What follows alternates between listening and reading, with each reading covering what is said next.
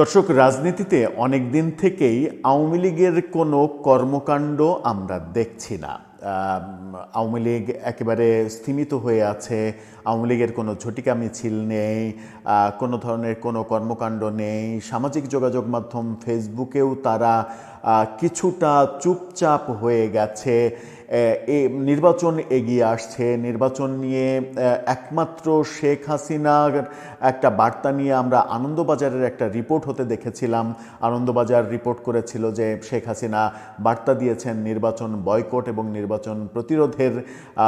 সেটা খুঁজতে গিয়ে আমরা আওয়ামী লীগের সামাজিক যোগাযোগ মাধ্যম ফেসবুক পেজে দুই পৃষ্ঠার সেরকম একটা বিবৃতি আমাদের চোখে পড়েছিল। এর বাইরে আওয়ামী লীগের তেমন কোনো রাজনৈতিক সিদ্ধান্ত আমরা দেখছি না। অর্থাৎ তারা একটু চুপ মেরে আছে, একটু ঘাপটি মেরে আছে। এই যে চুপ থাকা কিংবা ঘাপটি মেরে থাকা, এগুলো কিন্তু একটা ইঙ্গিত দেয় বড় কোনো কিছুর। তাহলে কি আওয়ামী লীগ বড় কোনো প্ল্যান করছে এবং সেই প্ল্যানটা বাংলাদেশের রাজনৈতিক অস্থিরতা বাড়িয়ে দিতে পারে? আওয়ামী লীগের বিভিন্ন সূত্রে আলোচনা হচ্ছে আওয়ামী লীগের শীর্ষ বহু নেতাকে এরই মাঝে মাইনাস করে ফেলা হয়েছে এবং আওয়ামী লীগের সভানেত্রী শেখ হাসিনা নাকি এই মাইনাসের প্রধান নেতৃত্ব দিচ্ছেন এবং এই যে শীর্ষ নেতাদের মাইনাস করা হয়েছে সেটা নাকি অচিরেই বিভিন্ন মাধ্যমে ছড়িয়ে দেয়া হতে পারে এবং এদেরকে বাদ দিয়ে আওয়ামী লীগ নতুন করে পুনর্গঠন প্রক্রিয়ায় যেতে পারে, যেখানে পেছন থেকে ভূমিকা রাখবেন শেখ হাসিনা, কিন্তু সামনে নেতৃত্ব দেবেন আরেকজন। এরকম কথাবার্তা শোনা যাচ্ছে। আদতে কোনটা সত্য কোনটা মিথ্যা আর আওয়ামী লীগের নেতাকর্মীরা একেবারে চুপচাপ আছে কেন, ব্যাপারগুলো রহস্যের জন্ম দিচ্ছে। চলুন এই ভিডিওতে সেই রহস্য ভেদ করার একটু চেষ্টা করে দেখি আমরা বুঝতে পারি কিনা তাদের এই চুপ থাকা এবং শীর্ষ বহু নেতাকে মাইনাস করার থিওরিটা কতটা সত্য কিংবা কতটা যুক্তিসঙ্গত। থাকবেন পলিটিক্স টিভির নিয়মিত আয়োজনে।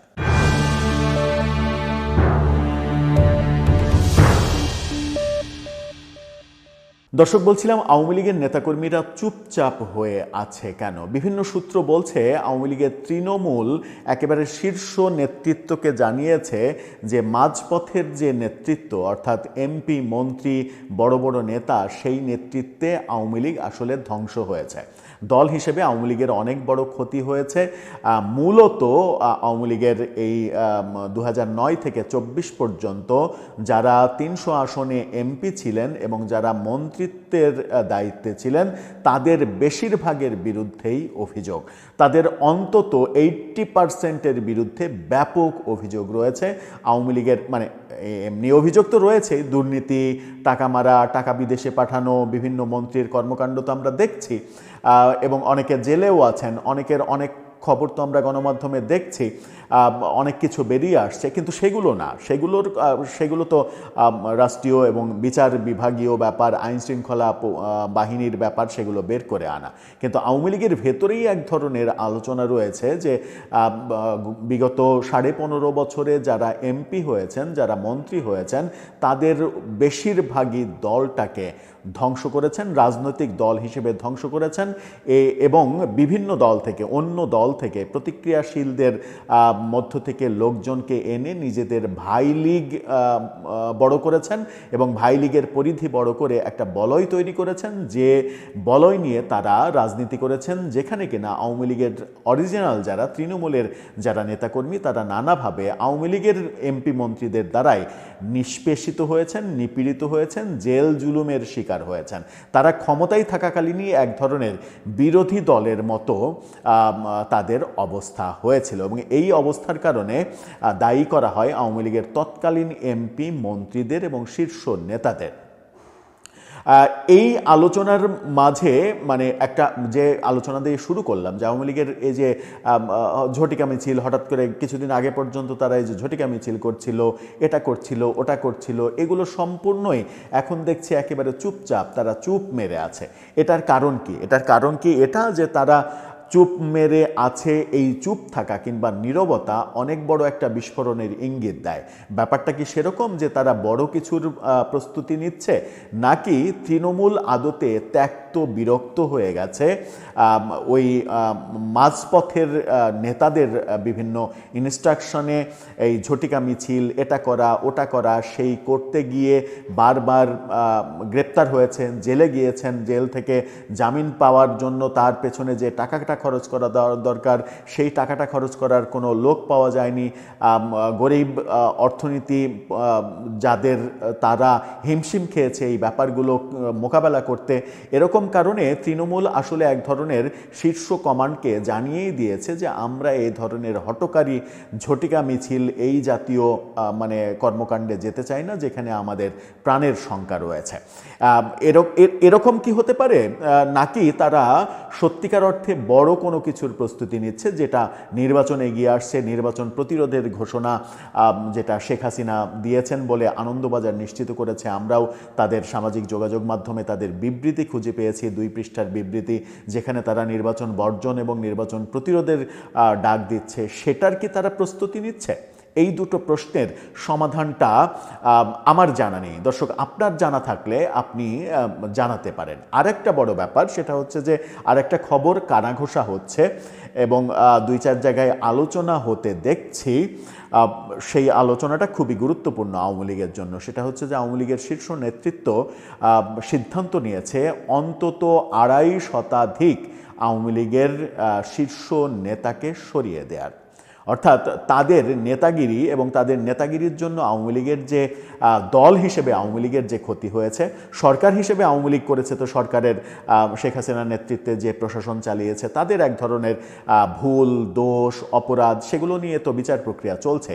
বিচার প্রক্রিয়ার দিকে যেতে চাচ্ছি না, আওয়ামী লীগের সাংগঠনিক দিকের কথা বলছি। যে আওয়ামী লীগের সাংগঠনিক দিক, দল হিসেবে যারা ধ্বংস করেছে এবং দলকে একটা বলয়ে নিয়ে, নিজস্ব বলয় দলে একটা তৈরি করে ছিল এবং যে তৈরি করার ফলে তৃণমূলকে একেবারে বিচ্ছিন্ন করে ফেলা হয়েছিল। এমনকি দলীয় সভানেত্রী শেখ হাসিনার চতুর্পাশেও 3-4 স্তরের একটা বলয় তৈরি করা হয়েছিল যেন কোনোভাবেই তৃণমূলের কোনো কথা শেখ হাসিনা পর্যন্ত পৌঁছাতে না পারে। এবং এই গ্যাংটার অন্যতম নেতৃত্ব দিয়েছেন হচ্ছে এখন যিনি জেলে রয়েছেন, সালমান এফ রহমান, বাংলাদেশের দরবেশ হিসেবে পরিচিত।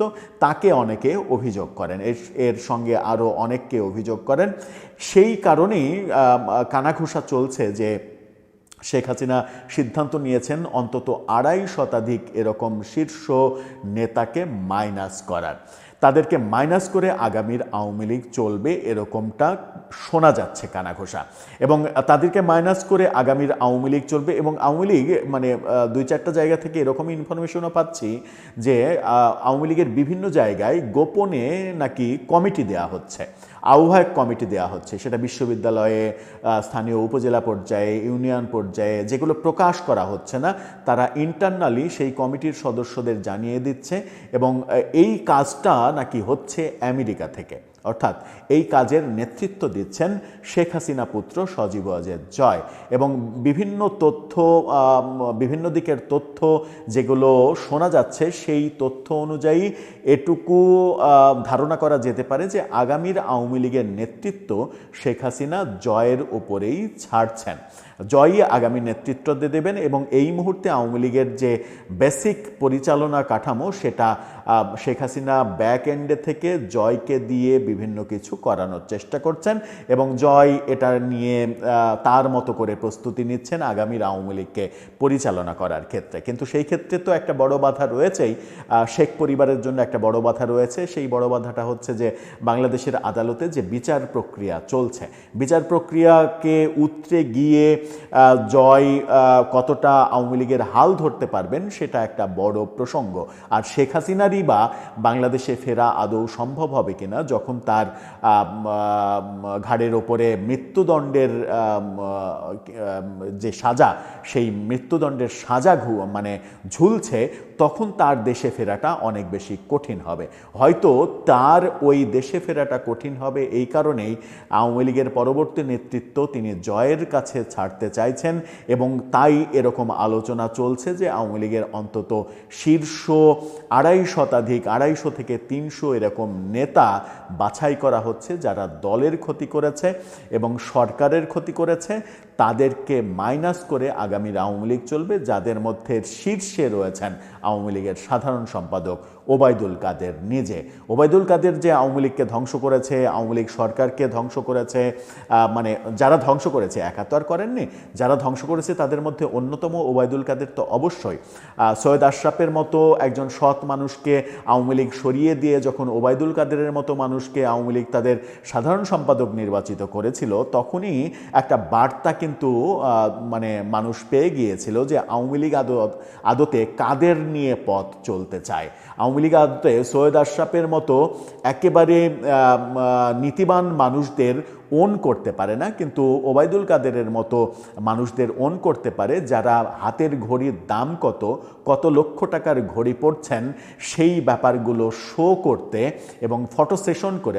ওবায়দুল কাদের মজার ব্যাপার, যে কথাটা দিয়ে শেষ করে আপনি অবাক হবেন যে একজন রাজনৈতিক নেতা, একটা রাজনৈতিক দলের ক্ষমতাসীন রাজনৈতিক দলের সেক্রেটারি, তার ফেসবুক পেজে আপনি ঘুরবেন, তার যে 15.5 বছরের শাসন আমল কিংবা সেক্রেটারি হওয়ার পরের থেকে যে সময়টা ধরে নিন যে দীর্ঘ 7-8 বছর কিংবা তারও বেশি, সেই সময়টা আপনি তার ফেসবুক প্রোফাইলে কিংবা পেজে একটু ঢু মেরে আপনি দেখবেন যে সেখানে ওবায়দুল কাদেরের ফেসবুকে কোনো মানে দলীয় কর্মকাণ্ড নেই, কোনো সরকারের কোনো পজিটিভ কর্মকাণ্ড নেই, অর্থাৎ রাজনীতি এবং সরকারের কোনো কর্মকাণ্ড নেই। তিনি মানে নিজের ফটো সেশন করা ছবি আপলোড দেওয়ার কাজে নিজের ফেসবুকটাকে ব্যবহার করেছেন। তার মানে হচ্ছে যে কতটা মানে কতটা আত্মকেন্দ্রিক একটা মানুষকে আওয়ামী লীগ তার সাধারণ সম্পাদক বানিয়েছিল। আওয়ামী লীগের সভানেত্রী শেখ হাসিনার বিরুদ্ধেও তো অনেক অভিযোগ, নেতাকর্মীদের অনেক অভিযোগ রয়েছে, তারপরেও সেই অভিযোগগুলোকে মানে মানে কি বলে, এক ধরনের আওয়ামী লীগের নেতাকর্মীদের কেন যেন মনে হয় যে এক ধরনের অন্ধ বিশ্বাস কিংবা অন্ধ ভালোবাসা শেখ হাসিনার প্রতি রয়েছে। মানে তারা বিশ্বাসই করতে চায় না যে শেখ হাসিনা কোনো অন্যায় করতে পারে কিংবা শেখ হাসিনা কোনো অপরাধ করতে পারে। এই প্রবণতা আওয়ামী লীগের নেতাকর্মীদের মধ্যে রয়েছে, সেটাও একটা বড় ব্যাপার। মানে সেই কারণেই হয়তো শেখ হাসিনাতেই তারা আস্থা রাখছে, এবং শেখ হাসিনাতে আস্থা তারা যখন রাখছে তখন আওয়ামী লীগের শীর্ষ নেতা যারা দলকে ধ্বংস করার জন্য নেতৃত্ব দিয়েছেন এবং বিভিন্ন সময় বিশেষ করে এই তালিকায় সম্ভবত কোনো মন্ত্রী এই তালিকা থেকে বাদ যাবেন না। আমার মনে হয় যে আওয়ামী লীগের আমলে মন্ত্রিত্ব করেছেন এমন কেউ এই তালিকা থেকে বাদ যাওয়ার সম্ভাবনা খুব কম। কারণ আওয়ামী লীগের একেবারে শ্রদ্ধাভাজন মন্ত্রীদের কথা যদি আপনি বলেন, একজনের কথা বলি, মুক্তিযুদ্ধ মন্ত্রী আকম মোজাম্মেল হক। তিনি বীর মুক্তিযোদ্ধা এবং রণাঙ্গনের যুদ্ধ শুরু হওয়ার আগেই গাজীপুরে তিনি কিন্তু মানে একেবারে সশস্ত্র সংগ্রাম করেছিলেন, প্রতিরোধ করেছিলেন, পাকিস্তানি বাহিনীকে প্রতিরোধ করেছিলেন। সেরকম একটা বীরত্ব গাথা যার ইতিহাসে রয়েছে। তিনিও যখন মুক্তিযুদ্ধ মন্ত্রণালয় পরিচালনা করেছেন, তখন মুক্তিযুদ্ধ মন্ত্রণালয় যেভাবে পরিচালিত হওয়া উচিত, মুক্তিযুদ্ধকে যেভাবে উপস্থাপন করা উচিত, সেগুলো না করে মুক্তিযুদ্ধ চেতনা, বঙ্গবন্ধু, এটাকে নিয়ে নানা ফরিয়াদের তিনি ব্যবসা করার নানা ধরনের উপকরণ হাতে তুলে দিয়েছিলেন, যেটা আওয়ামী লীগ সরকারকে অনেক বেশি পচিয়েছে। এরকম উদাহরণ প্রায় প্রত্যেকটা মন্ত্রণালয়ে হয়তো দেয়া যাবে, সেই আলোচনায় যেতে চাই না। তবে আওয়ামী লীগের বর্তমান কর্মকাণ্ডে মনে হচ্ছে যে তারা 15.5 বছরের অনেক ভুল, হয়তো প্রকাশ্যে বলছে না, কিন্তু 15.5 বছরের অনেক ভুল তারা উপলব্ধি করতে পারছে, এবং উপলব্ধি করতে পেরে তারা হয়তো একটা পরিশুদ্ধ অবস্থান নিয়েই কামব্যাক করার পরিকল্পনা করছে। তারা যদি পরিশুদ্ধ অবস্থান নিয়ে কামব্যাক করার পরিকল্পনা করে, তাহলে হয়তো বাংলাদেশের বহু মানুষ তাদেরকে স্বাগত জানাতেও পারে। যেটা দুদিন আগে আমাদের প্রধান উপদেষ্টা বললেন যে আওয়ামী লীগ এখন পর্যন্ত তাদের ভুল স্বীকার করছে না, তারা যে ভুল করেছে, অপরাধ করেছে সেটা বলছে না। আমাদের প্রধান উপদেষ্টা হয়তো তার মতো করে তার ভাষায় বলেছেন, তিনি যেভাবে চাইছেন আওয়ামী লীগ হয়তো সেভাবে করবেও না, আওয়ামী লীগ সেভাবে মনে করেও না। কিন্তু আওয়ামী লীগ নিজে থেকে যদি উপলব্ধি করে যে দল হিসেবে সরকার পরিচালনার জায়গায় তাদের অনেক ভুল ছিল, সেই ভুলগুলো তারা উতরে সংশোধন করে সেই ভুলগুলো একটা সময় জাতির কাছে প্রকাশ্যে বলে যে এই ভুলগুলো আমাদের ছিল, এই প্রক্রিয়ার মধ্য দিয়ে তারা যদি আসতে চায় এবং প্রধান উপদেষ্টা যেভাবে ভাবছেন সেভাবে গুরুত্ব তারা দিক না দিক সেটা তাদের ব্যাপার, কিন্তু তাদের ইন্টারনাল যে ব্যাপারটা, যে রাজনীতি নষ্ট করা, দল নষ্ট করা, সরকারে বিভিন্ন ধরনের ভুল পদক্ষেপ নেওয়া, একপাক্ষিক নির্বাচন করা, অনেক কিছুই তো রয়েছে, অনেক ভুল রয়েছে। সেই অনেক ভুলগুলো কোনো একটা সময় জনগণকে যদি প্রকাশ্যে তারা উপস্থাপন করে যে এই ভুল আমরা করেছি, যেটা নেলসন ম্যান্ডেলার সময় আমরা নেলসন ম্যান্ডেলার নেতৃত্বে দক্ষিণ আফ্রিকায় দেখেছিলাম, যে ট্রুথ অ্যান্ড রিকনসিলিয়েশন কমিশন, সেই কমিশনের মাধ্যমে সবাইকে সাধারণ ক্ষমার মধ্যে আওতায় এনে একটা ঐক্যবদ্ধ জাতিতে পরিণত করে নেলসন ম্যান্ডেলা কিন্তু পৃথিবীতে অনন্য উদাহরণ তৈরি করেছিলেন, যেটা আমার দেশের বেলাতেও আলোচনা হয় যে আমাদের প্রধান উপদেষ্টা নোবেলজয়ী প্রফেসর ইউনূস তিনি চেষ্টা করলেও হয়তো এটা পারতেন, কিন্তু তিনি সে পথে হাঁটেননি।